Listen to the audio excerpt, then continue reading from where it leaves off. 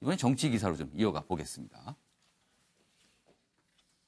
한국당 홍준표를 어찌하나. 이런 제목이 실렸습니다. 경향신문이네요. 어찌하나, 어쩌나. 왜 그럴까? 내용을 좀 보겠습니다. 막말 쏟아낸다고 제명을 하자니 걸릴 사람이 수두룩.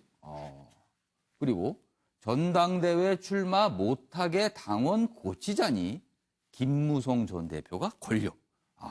고민의 지점이 여기에 있다. 이런 설명이군요. 자, 여기 보니까요. 김병준 전 비대위원장은 그분은 평당원일 뿐 이렇게 얘기했네요. 구체적으로 어떤 내용인지 여기 자세히 보죠. 김 비대위원장은 라디오 인터뷰에서 결례가 될지 모르지만 홍 전 대표에게 큰 관심을 두지 않고 있다. 그분 현재 위치가 일종의 평당원이다. 이렇게 강조했다. 진짜 이런 마음인가요? 아니면 애써 이렇게 표현을 한 걸까요? 저희가 관련 영상 준비했습니다. 보고 이어가도록 하죠. 이제부터 이제 인적 쇄신 이런 작업에 들어갑니다. 추석 쉬면은 전체 자유한국당의 당협위원장들, 국회의원들을 포함해서 당협위원장들의 사표를 다 받을 작정입니다. 받고 새롭게 전부 심사를 해서 재임명을 하든가 하는 이런 왜 이제 가치 정립, 비전 정립을 대충 이렇게 가니까 그 다음부터는 여기에 새로운 철학에 맞는 사람이 어떤 사람이 맞고 어떤 사람이 안 맞는지를 우리 한번 또 따져보자.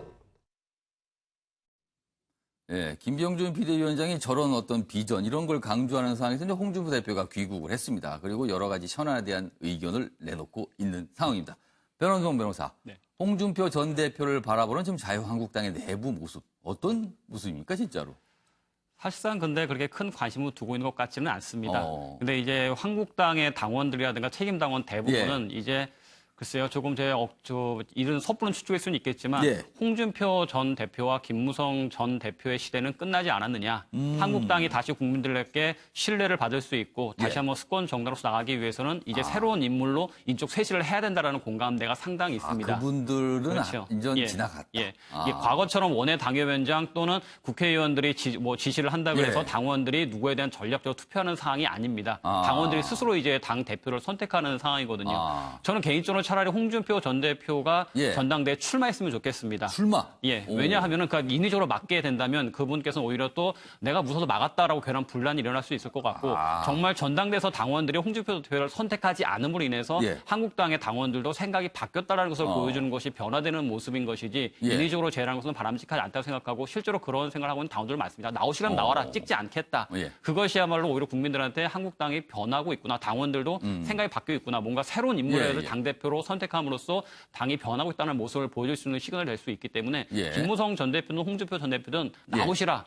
근데 선택을 받는다면 그때는 정말 한국당은 미래가 없다고 저는 생각을 하고 있고 그리고 당원들께 오히려 선택을 맡기는 게 맞지 않나 생각이 듭니다. 김상현 교수님, 혹시 이 자유한국당 전당대회가 내년 초로 지금 예상되고 있는데 홍준표 전 대표도 출마를 하고 김무성 전 대표도 출마를 하고 다른 분도 다 출마를 하면 그 출마하는 모습이 상승작용일까요? 오히려 좀 국민들한테는 약간 반감을 불러올까요? 어떻게 보십니까? 글쎄요.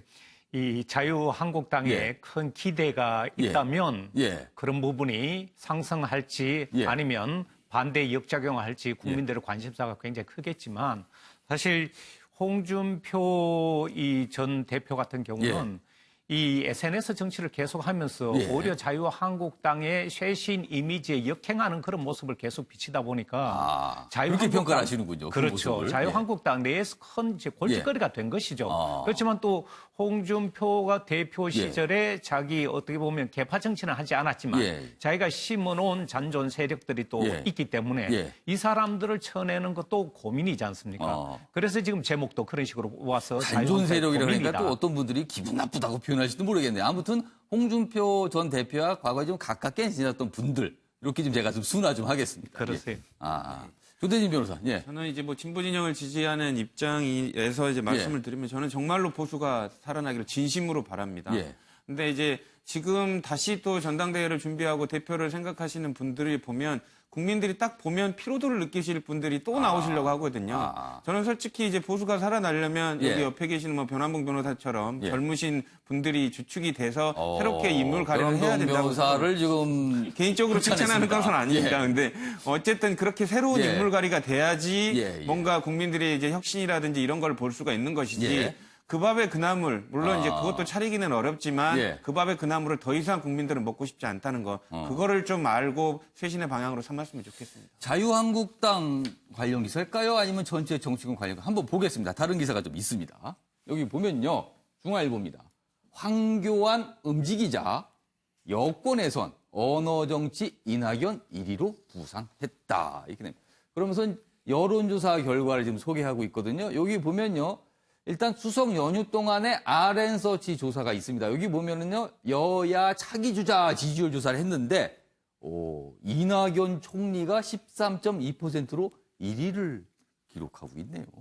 그리고요, 여기 보면요, 추석 전에 나온 조사도 있습니다. 여기 보면은 리얼미터 조사인데 여기는 여야를 조금 범보수, 범진보를 나눴는데요.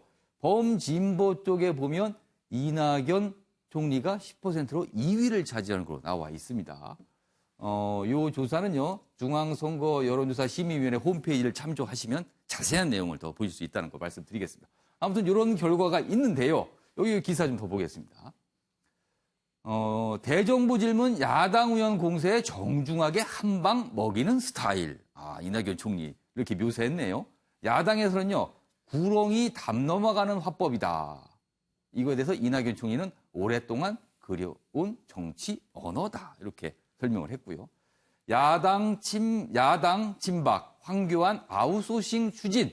이런 소식이 좀 들리고 있죠. 전현 정부 총리의 묘한 경쟁이다. 이렇게 또 설명을 했네요. 윤경호 의원님, 이낙연 총리가 좀 주목을 받는 것 같습니다. 어떤 이유일까요? 이 지지율이라고 돼 있지만 예. 제가 보기에는 노출 빈도에 따른 인지율 그렇죠. 같아요. 정확하게는 인지도 조사 정도라고 그렇습니다. 인지도죠. 설명할 수 있겠죠. 이 사람이 뭐 나중에 뭘 할지 뭐 잘 모르지만 예. 어찌됐든 지금은 다른 누구에 비해서 노출 빈도가 높아요. 인지도 내지는 관심도겠죠. 그렇습니다. 그렇습니다. 근데 이낙연 총리 본인이 한 얘기 중에 네. 지금 제목에 언어 정치라고 돼 있는데 네. 이게 바뀌어서 저는 제가 그동안에 해왔던 국회의원과 여러 정치 생활을 거쳐서 배운 정치 언어입니다라는 얘기를 본인이 한 적이 있었어요. 국회의원들이 대정부 질문을 하면서 예. 이낙연 총리를 세워놓고 굉장히 본인으로서는 말로 상대를 좀 예. 제압을 해보려고 예. 몰고 갔는데 예. 매번 이낙연 총리에게 정중하게 들이받는 이낙연 총리에게 당하는 예가 많았죠. 그래서 지금 신문에서는 한 방을 되돌려줬다 이렇게 그렇습니다. 표현을 하고 그렇습니다. 있습니다. 뭐 대표적으로 몇 가지 사례가 있지만 예. 예를 들어서 뭐 박근혜 정부 시절입니다만 공정방송 운운하는 예. MBC, KBS를 좀 깔려고 예. 비판하려고 비판하려고. 비판하려고 예. 예. 꺼낸 얘기에 예. 은근히 돌리면서 요즘 제가 그 방송을 보지 않습니다. 뭐 이런 과감한 얘기까지 했잖아요. 그러니까 말을 할 수가 없습니다라는 이유가 되겠네요. 그렇습니다. 예. 그러니까 그거는 이제 본인이 흔히 말하는 기자로서 이 훈련받은 순발력이 우선 기본적으로 있고요. 예. 삼선 의원을 했기 때문에 예. 어떤 노예함도 분명히 있는 그 거고. 도지사도 여기 뭐 도지사도 했고 예. 그런 그 경험의 다양성 예. 이런 거에서 나오는 건데 제가 보기에는 이낙연 총리는 더 지금 먹히는 이유는 예. 본인이 먼저 숙이고 들어가는 것 같아요. 그냥 본인이 더 겸손함을 예. 뭐 표현 중에는 김태우 의원과 주고받은 표현 중에는 뭐 예. 김태우 의원이 왜 이렇게 능구렁이 담 넘어가듯이 가느냐, 예. 생각이 없느냐, 뭐 이런 얘기를 하니 예. 상대에게 의원님께서 하문을 하시니 제 짧은 생각을 뭐 얘기한 겁니다. 이런 식으로 상대방 말을 확 막아버리네요. 그런 식의 화법이 예. 보는 국민들에게는 어찌 보면 굉장히 통쾌함을 줄 수도 있고요. 어찌 보면 뭔가 좀 다른. 그러나 이제 정치인으로서 이낙연 총리가 예. 그러면 차기의 가능성 여부를 따져보자면 예. 이전에 비슷한 상황에서 좀 인기를 얻은 것 같았던 예. 총리 출신들이 그렇죠. 여러 분 과연- 계셨습니다. 총리 출신이 과연 주목받으신 제대로 분들이. 끝까지 성공을 했느냐. 예. 다시 말하면 이 총리라는 예. 자리에서 밀려난 다음에도 이 정도의 인지도와 아. 지지를 얻을 것이냐. 그거는 좀 별개 문제가 그런 아닐까 싶습니다. 관심도가 본인 개인 것이냐 아니면 그 자리가 만들어준 것이냐 그렇습니다. 이 문제가 되겠네요. 그렇습니다. 조대진 변호사는 이낙연 총리의 차기 가능성 어떻게 보십니까? 지금 뭐 여러 가지로 안정적으로 지금 그 예. 내각을 운영을 하고 계시지 않습니까? 예. 그리고 국민들에 대한 평가도 예. 되게 높고요. 예. 그리고 여러 가지 조금 악재들도 많이 있었습니다. 메르스도 있었고 이런 예. 부분들을 지휘하는 모습이 예. 국민들한테 이제 신뢰를 갖는다는 거는 장관들을 혼내는 모습에도 많은 국민들이 박수를 보냈어요. 그렇죠. 왜냐하면 예전에는 그냥 사실상 대통령이 지적하지 않으면 예. 총리는 그냥 앉아 있는 예, 자리라고만 생각을 했었는데 이제는 시어머니처럼 어떻게 보면 야단을 치는 어머니 예. 아버지처럼 이런 모습을 보여주는 것 예. 자체가 정말로 좀 든든하다 이런 생각을 좀 갖게끔 하는데 아까 말씀 주셨지만 만약에 이제 문재인 정부가 성공을 하고 정권 말기까지도 국민의 지지를 받는다면 정권의 연속성을 바라는 국민의 차원에서는 이낙연 총리를 적극적으로 또 지지할 수도 있지 않나 이런 생각도 듭니다. 알겠습니다. 자, 이번에는 전직 대통령 두 분에 관한 소식이 나란히 나왔네요. 보겠습니다. 광주에선 공정한 진행이 어렵다. 무슨 일일까요? 5.18 관련 재판 전두환 관할 이전 신청을 했다고 합니다. 원래는요, 광주에서 내달 1일 공판이 열 예정이었는데 관할 이전, 그러니까 광주에서 서울로 재판받는 장소를 바꿔달라고 신청을 했다고 합니다. 그래서 일단 광주에서 내달 1일 잡힌 공판은 연기될 가능성이 있다. 이런 얘기가 있네요. 변환봉 변호사? 네. 이거는 글쎄요. 어떤 의도일까요? 지나치게 정치적인 행보를 보이신 것 같습니다. 최근 알츠하이머 병을 이유로 재판에 나오기 재판도 어렵다 이런 불출석하셨었죠. 얘기가 있었는데. 예. 뭐 고령이시니까 뭐 예. 거기까지는 그럴 수 있겠다 싶긴 하겠지만 관할 이전 신청까지 한 것은 예. 물론 형사소송법에 따라서 예. 뭐 그 지방의 민심에 따라서 재판의 공정성을 기대할 수 없을 때는 관할 예. 이전 신청을 할 수 있다라는 규정이 있기는 합니다. 예. 근데 이제 문제는 사법부 같은 경우에는 법관은 그 독립해서 양심에 따라서 철저히 법률에 따라 재판을 하도록 돼 있는데 예. 이렇게 관할 이전 신청한 것 자체가 이미 판사 자체가 예단을 가지고 있는 것 같고 공정한 재판을 기대할 수 없다라고 상당히 어떤 좀 반발한 거거든요. 그러니까 문제가 이거군요. 광주에선 받기 싫다. 예. 그러니까 광주에 있는 판사니까 그 광주의 피살과 어느 정도의 유대감이 있을 것이고 그렇기 때문에 나에 대해서 편견을 가질 것이다라고 이제 논리를 구성하신 것 같은데 그거 자체가 이제 판사에 대해서 상당히 좀 불쾌감을 줄 수 있겠죠. 막 판사는 분명히 법과 양심에 따라 독립적으로 심판하는 것인데 예. 나에게 그런 식의 생각을 갖고 있다는 것은 판사로서 상당히 조금 모욕적이 될 수도 있을 것이고. 그러면 이게 광주 고법에 관할 이전 신청을 한 건데요. 네. 그러면 이런 경우에는 판단을 어떻게 하게 됩니까? 이제 그 1심 재판은 이제 광주 예. 지방법원에서 재판을 받고 있는데 예. 관할 이전 신청이 있을 때는 그 직근 상급 법원인 광주 고등법원에서 이제 판단을. 관할 이전을 할 것인지 말 것인지 결정을 하게 됩니다. 예. 그런데 이제 광주 고법의 입장에 있어서도 판사는 분명히 법과 양심에 따라 예. 심판을 하는 것인데 이 지방의 민심에 따라서 그 판사가 좌우될 것이냐 그렇게 보지는 않을 것 같습니다. 그러니까 아마 관할 이전 신청을 받아들일 가능성은 이게 좀 낮지 기각될 않을까. 가능성? 그렇게 있다고. 만약에 이게 받아들여지면 서울 쪽으로 가게 되는데 그럼 서울 쪽에서 이걸 담당하게 되는 판사께서는 갑자기 왜 이 사건이 나한테 이럴 수도 있겠네요, 반응이. 그렇죠. 그러니까 일단 아까 예. 변환봉 변호사께서 다 말씀을 해주셨지만 재판부가 어디에 위치하고 있느냐에 따라서 예. 심판이 달라지지는 않습니다. 물론 이제 국민들은 그렇게 생각을 할 수도 있겠지만 예. 더더군다나 이런 신청을 그런 이유로 했다는 것 자체가 예. 광주 고법이 심사를 하면서도 몹시 불쾌할 겁니다. 어떻게 보면요, 알츠하이머병을 처음에 이유로 내세워서 재판에 못 나간다 한 거, 그리고 관할 이전 신청을 보니까 어떻게든 광주에선 받기 싫다는 의지 같아요, 분명히. 네, 그렇죠. 그래서 이런 부분들이 그 재판을 진행하는 과정에서 예. 불필요하게끔 너무 정치적인 해석을 쏟아내는 거 아닌가라는 생각 때문에 예. 오히려 조금 더 아쉬운 면이 좀 있다라고 보여집니다. 알겠습니다. 이번에는 이명박 전 대통령 기사도 여기 바로 밑에 있습니다. MB 측, 다스, 대통령 것이면 자부심 생기니 직원들이 추측한 것이다. 지금 다스, 이 회사 다스가 이명박 전 대통령 소유냐가 굉장히 큰 쟁점인데 직원들이 자부심을 이유로 추측한 것이다. 이런 설명이 있네. 이게 무슨 내용이냐면요.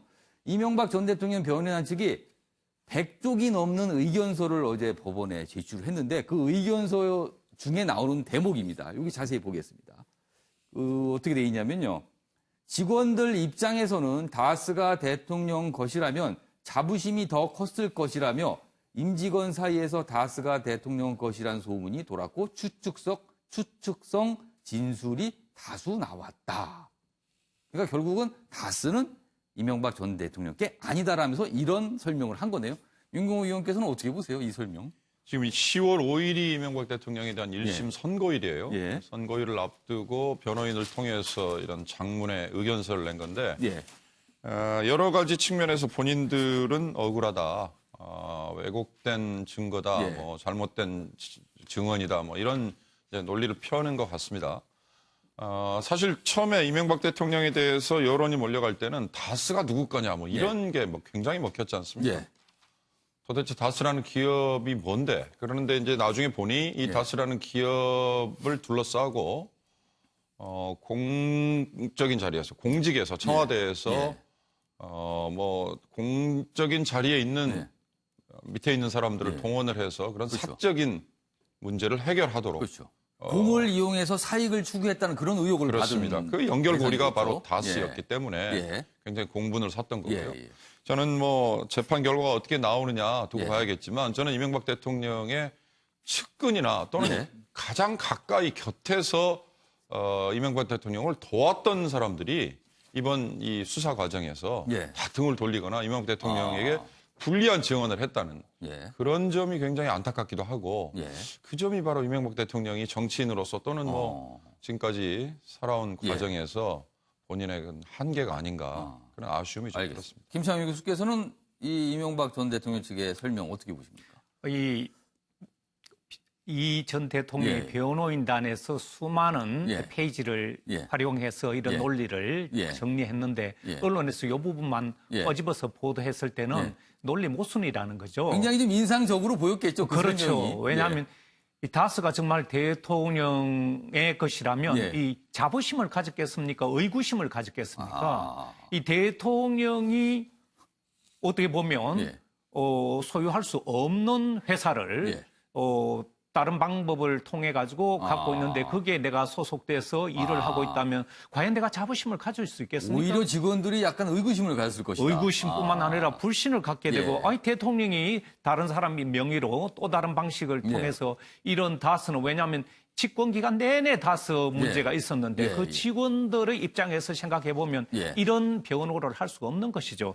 저는 이 보도를 보면서 예. 언론에서도 이걸 문제 삼았기 때문에 이 부분만 부각시켜서 예. 보도를 했는데 자부심이 안 생기고 의구심이 생기고 이것은 대통령의 불신으로 옮겨갈 것이기 때문에 예. 변호 내용이 논리 모순이다.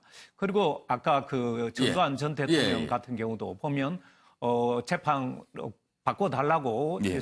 신청을 할 수는 예. 있지만 그 사람 지금 회고록이라든가 이런 걸 통해서 예. 자기의 어떤 업적을 정당화, 예. 합리화시키는 그런 일들을 불법적으로 하기 때문에 예. 그 사람 자체가 대통령의 사민권 행사로 이렇게 자유몸이 됐고 29만 원밖에 없다고 하면서 수많은 이 돈을 쓰고 다니는 이런 모습들이 우리 국민들 사이에서 불법과 예. 어떻게 보면 예. 우리 국민의 불신의 상징입니다. 그래서 이어서 이명박 대통령까지 이런 식의 예. 어떻게 보면 어거지를 쓰는 논리까지 동원한다는 것은 참 슬픈 현실이죠.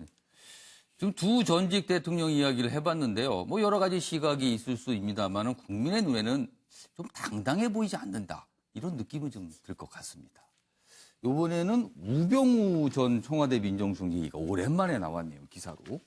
우병우 강남 땅 거래 또 무혐의 검찰 배임 혐의 재수사 결과 이렇게 됐습니다. 검찰이 우병우 전 청와대 민정수석의 처가와 넥슨코리아의 서울 강남 부지 거래 과정을 재수사한 끝에 다시 무혐의 처분을 했다.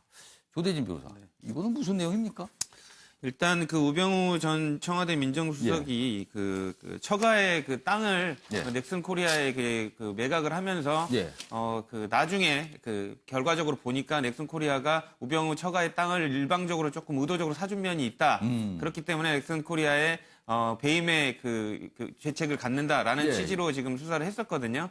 근데 어쨌든 또 무혐의가 났습니다. 사실상 근데 저는 좀 납득이 안 가는 게 사실상 그 땅 자체가 뭐 시세 차익이 넥슨 코리아가 있었다라고 보지만 뭐 양도세라든지 이런 것들 거래세들을 좀 종합해보면 손해본 게 사실이거든요. 근데 이게 어떤 근거로 무혐의가 났는지에 대해서는 조금 의아한 면이 있습니다. 물론 우병우 수석이 한 행동들을 다 잘못됐다라고 볼 수는 없지만 그래도 이 부분들은 상당히 의구심이 국민들의 입장에서는 남아있는 것이 사실입니다. 알겠습니다. 자, 이번엔 신문에 실린 사진 몇 장 보도록 하겠습니다. 첫 번째 사진 보시죠. 코리아 세일 페스타 오늘 개막 이렇게 돼 있습니다. 서울 명동거리의 모습인데요. 대폭적인 할인 항상 하고 있죠. 코리아 세일 페스타. 그래서 오늘 열린다는 소식이 있고요. 내달 7일까지 진행이 됩니다. 다음 사진 보시죠. 자, 노랗게 익은 논의 모습입니다. 노랗게 익은 가을이란 제목이 달려있는데 전북 정읍의 한 논의 모습입니다. 지금 탈곡기가 움직이면서 벼를 수확하고 있는 모습. 역시 날짜가 바뀌었다는 모습. 역시 풍성한 가을의 풍경이 아닌가 싶습니다.